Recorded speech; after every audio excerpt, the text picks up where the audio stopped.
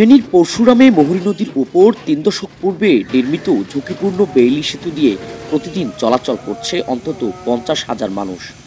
দীর্ঘদিন সেতুটির সংস্কার না করায় জং ধরে মরিচা পড়ে গেছে, ক্ষয় হয়ে যাচ্ছে পাটাতন, এক এক করে খুলে পড়ছে নাট বল্টু। এছাড়াও ভারী যানবাহন চলাচলের সময় ভয়ঙ্করভাবে কেঁপে ওঠে সেতুটি দিয়ে চলাচলরত গাড়িতে থাকা যাত্রী ও চালকেরা থাকেন চরম ভয়ে আতঙ্কে।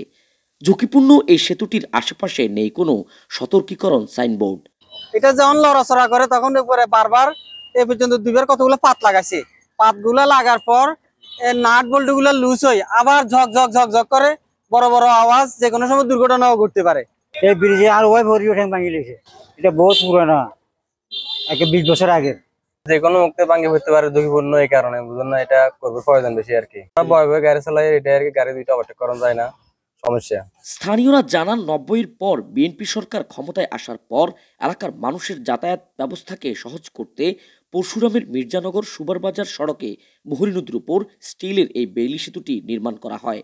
তৎকালীন প্রধানমন্ত্রী বেগম খালেদা জিয়া নিজে এসে এ সেতুর উদ্বোধন করেন। স্থানীয়রা জানান, নতুন সেতু নির্মাণে টেন্ডার হলেও সংশ্লিষ্ট কর্তৃপক্ষের অবহেলায় তা আর আলোর মুখ দেখেনি। গোটা ১ নং মির্জানগর ইউনিয়নের সকল মানুষের চাহিদা যে ব্রিজটা যাতে খুব দ্রুত সংস্কার করা হয়। ব্রিজের উপরও বেশ কয়েকজন লোক মারা গেছে, ব্রিজ থেকে অনেকগুলা গরু নিচে পড়ে গেছে।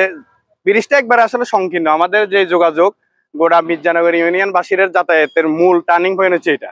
ব্রিজটা দানের বহুত আগে বাজারে যেটা কামটা আন্না, বহুত শিক্ষক ছাত্র আন্নার এটা হারা অ্যাক্সিডেন্ট হইতে আছে আন্নার, কিন্তু কাম তো বাজারে হয়েছে, কিন্তু কামটা তো হইতে আছে না।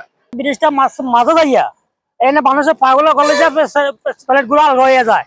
আলগা হলে একদিন ৩-৪টা মানুষ মারা গেছে। বিগত ২ দশক ধরে সেতুর পার্শ্ববর্তী কাউতলী ও বাউরখুমা এলাকায় মহুরী নদী থেকে আওয়ামী লীগ নেতাকর্মীদের বালু উত্তোলনের ফলে বালু বহনকারী ছোট বড় হাইড্রোলিক পিকআপ গাড়ি চলাচলের কারণে ব্রিজের যন্ত্রাংশ অকেজো হয়ে যাওয়ার অভিযোগ করছে স্থানীয় বাসিন্দারা। ঝুঁকিপূর্ণ এই সেতু দিয়ে চলাচল করতে গিয়ে গত ১ বছরে ৩ জনের প্রাণহানির ঘটনা ঘটেছে, অনেকেই হয়েছেন আহত। স্থানীয় বাসিন্দাদের প্রাণের দাবি, ঝুঁকিপূর্ণ এই সেতুটি ভেঙে জনদুর্ভোগ লাঘবে যেন নির্মাণ করা হয় নতুন একটি সেতু। Tanvir Chowdhury, Bangla vision digital, Feni.